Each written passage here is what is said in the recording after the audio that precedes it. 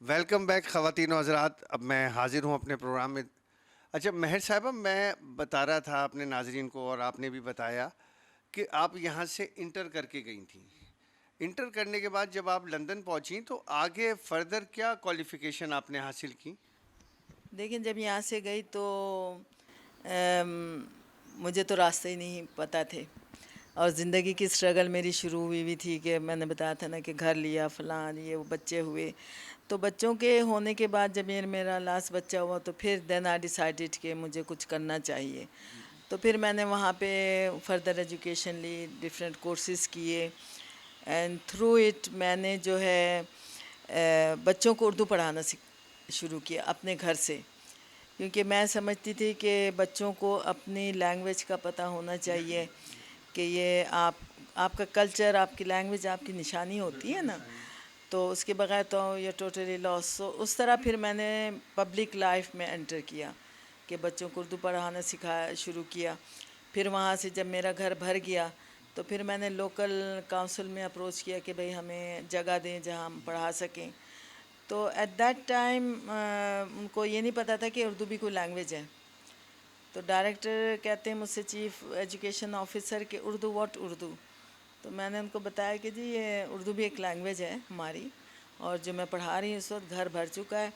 جس ٹیچروں میں میرے شوہر تھے، میرے دوست تھے، جو قریبی لوگ تھے میرے ہاتھ لگے، انہیں سے شروع کیا. پھر وہاں سے انہوں نے مجھے جگہ دی جس کے ہمیں پیسے بھی دینے پڑتے تھے، بچوں کو چارج کرتے تھے. تو پھر اسٹرگل دوسری بھی شروع ہوئی کہ عورتوں کو انگلش آنی چاہیے، کہ English was the main barrier, کہ اگر آپ کو نہیں لینگویج آ رہی ہے تو آپ کس طرح آگے بڑھیں گے. نہیں نہیں، یہ جو آپ نے جو محنت کی ہے، جس ایریا میں آپ رہتی تھیں اس ایریا کے سراؤنڈنگز میں جو موجود تھے، یہ انہی بچوں پہ آپ نے محنت کری یا دور دور سے بھی بچے آتے تھے آپ سے اردو پڑھنے کے لیے؟ نہیں، ہمارا جو علاقہ ہے والتھم فارسٹ، اس میں زیادہ تر پاکستان کے اس علاقے سے، شہروں سے گئے ہوئے تھے لوگ جہاں پہ خواتین بھی زیادہ پڑھی لکھی نہیں تھیں. تو میں نے وہیں سے شروع کیا، اپنے محلے سے شروع کیا پہلے نا، اور پھر وہاں سے پھر آگے بڑھتے گئے، زیادہ بچے آتے گئے، اینڈ دین پھر میں نے ریکویسٹ کی کہ بھئی ہمیں جگہ ملے. تو دیٹس میرا جو بیس تھا، میرا گھر تھا، میرا محلہ تھا، پھر محلے سے بڑھتے گئے. اچھا یہ بتائیے کہ لندن کی جو گورنمنٹ تھی اس وقت، اس کا کیا مطلب، میں یہ پوچھنا چاہوں گا کہ اس نے آپ کی کتنی مدد کری؟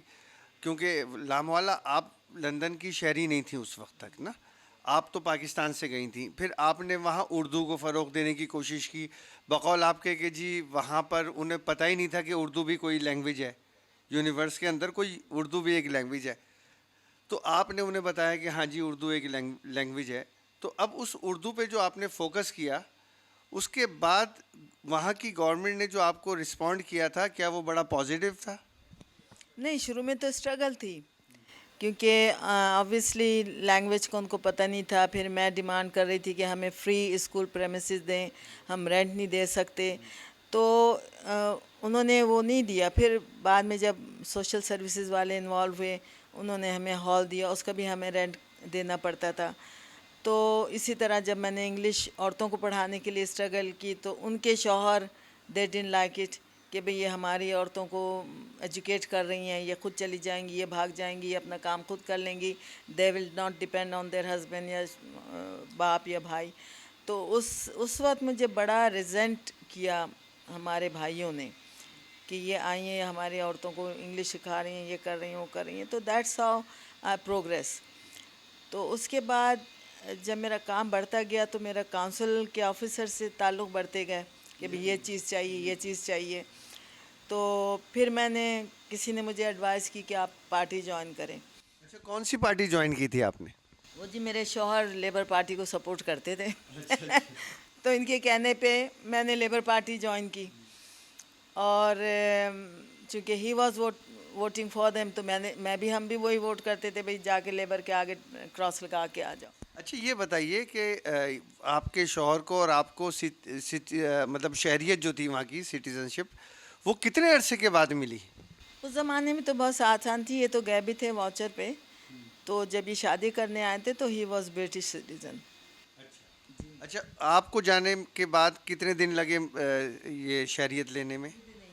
With in year. مطلب آپ ان چند خوش نصیبوں میں سے ہیں کہ جنہیں اتنی جلدی 1 سال کے اندر وہاں پہ نیشنلٹی مل گئی نا.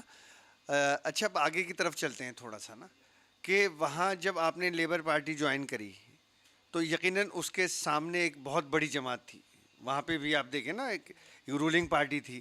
تو آپ کو اس لیبر پارٹی جوائن کرنے کے بعد ڈیفیکلٹیز کیا کیا پیش آئیں؟ الحمد للہ I had no difficulties what's ever, کیونکہ اگین میں آلریڈی پبلک لائف میں انوالو تھی. وہ دیکھ رہے تھے میرا کام، عورتوں کے ساتھ، بچوں کے ساتھ میرا struggle. I was fighting for rights, principal کی میری فائٹ ہوتی تھی ہمیشہ، یا ویمنز رائٹ یا بچوں کے رائٹ کہ بھی ان کو فنڈامنٹل رائٹس کی بات ہوتی تھی. ایگزیکٹلی. تو دے آلریڈی نیو می جب میں نے پارٹی جوائن کی ہے. تو اس میں پارٹی میں بھی پھر آئی واز کوائٹ ایکٹیو. تو جب سلیکشن پیریڈ تھا تو I was just happen to be there, کہ 2-3 میں نے میٹنگ اٹینڈ نہیں کی تھی تو میں وہاں گئی. تو 2-3 کاؤنسلر نے مجھ سے کہا کہ ہم تمہارا نام پرپوز کرنا چاہتے ہیں نا. تو میں نے کہا نہیں بھائی، میں am not ready for it to be a counsellor. تو ہی سیٹ کہ look Mehr, you are already doing the same thing. جو ریکوائرمنٹ تھی اس وقت وہ آپ آلریڈی کام کر ہی رہی تھی نا. تو you are already in public life, but this way you will have the power to do things. تو اس نے کہا no, I am not listening to any thing.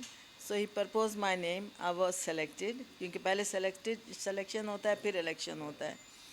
تو جب پھر الیکشن ہوا تو again I was the first Muslim women to become a counsellor. At that time, you are a first Muslim woman in London who was elected as a counselor. تو اچھا اب counsellor کا سفر جو تھا یہ آگے چلتا ہے میئر کی طرف. جو طریقہ کار ہے بلدیاتی نظام کا تو یہی طریقہ ہے نا. انیشل اسٹیج جو ہوتا ہے اس نرسری کا وہ کونسلر ہوتا ہے. کونسلر سے پھر وہ سفر آگے بڑھتا ہے. تو اب کونسلر بننے کے بعد جب آپ کونسلر بن گئیں اور آپ نے جو کام کیے وہاں پہ، اس کے بعد پھر آپ کو کیا پذیرائی ملی، اس طرف تھوڑی سی روشنی ڈالیے. کاؤنسلر بننے کے بعد اگین وہ فیلڈ بالکل نیا تھا، کیونکہ جب آپ پبلک لائف میں بھی کام کریں مگر جب آپ کاؤنسلر بنتے ہیں تو it's totally different ball game نا. تو تھوڑی سی اسٹرگل رہی، مگر یہ کہ لوگوں نے مجھے بہت عزت دی. اور جہاں یہ ہوا وہاں اپنے بھی لوگ تھے جو مجھے ایکسیپٹ نہیں کر رہے تھے as a Muslim women, as a Pakistani women, کہ یہ کس طرح یہاں پہنچ گئیں جب ہم مرد بیٹھے ہوئے. سمجھ رہے نا، وہ ایک وہ جو ہوتا ہے کمپٹیشن یا ڈینائی. جیلسی بھی ہوتی ہے نا ایک، کہ یہ کل کی آئی ہے اور آج جتنی تیزی سے آگے بڑھتی جا رہی ہے تو کیوں نہ اس کی ٹانگ کھینچی جائے. یہ تو ایک انسانی فطرت ہوتی ہے نا ٹانگ کھینچنے کی، کہ یہ بڑھ کیسے رہا ہے، یہ بڑھ رہا ہے تو اسے روکا جائے نا. تو یہ یقیناً آپ کے ساتھ ہوا ہوگا کیونکہ آپ کی کامیابی کا جو سفر تھا وہ وہاں سے شروع ہو چکا تھا ایز اے کونسلر. اب آپ اوپر کی طرف جا رہی تھیں. اچھا جب آپ اوپر کی طرف جا رہی تھیں تو آپ نے یہ محسوس کیا کہ یقیناً بڑی ڈیفیکلٹیز آ رہی تھیں آپ کو. آپ کے جو اپنے ساتھ کے لوگ تھے وہ بھی بیچ میں ہنڈرنس لے کر آ رہے تھے. کوئی بات نہیں تھی. یقیناً دیکھیں ہر کامیاب آدمی کے پیچھے، چاہے وہ آدمی ہو چاہے عورت ہو، ایک اسٹرگل ہے. ہم کسی کی بھی لائف اٹھاتے ہیں، کسی بھی لیڈر کی لائف اٹھاتے ہیں تو ہمیں نظر آتی ہے اسٹرگل. بھلے ہم کسی اداکار کی لائف اٹھا لیں، اس کے پیچھے بھی اسٹرگل نظر آتی ہے. ہر پیشہ ایسا ہے کہ اس کے پیچھے اسٹرگل نہیں ہوتی تو انسان کبھی آگے نہیں بڑھتا نا. اسٹرگل جو ہے وہ جب تک انسان کے اندر نہیں ہوتی وہ آگے منزلیں اپنی طے نہیں کر سکتا. تو یقیناً آپ کا سفر تھا، آپ نے بہت منزلیں طے کری. لیکن ایک سوال وقفہ لوں گا میں، اس سے پہلے آپ مجھے بتائیے کہ آپ کو خواتین کے لیے کام کرتے ہوئے اب تک ٹوٹل کتنا عرصہ ہوا ہے؟ 40 ایئرس. 1980 میں، 80 سے لے کے اب تک آپ ماشاءاللہ 40 سال سے صرف اور صرف خواتین کے لیے کام کر رہی ہیں. ناظرین ایک چھوٹے سے بریک کے بعد پھر واپس آتے ہیں.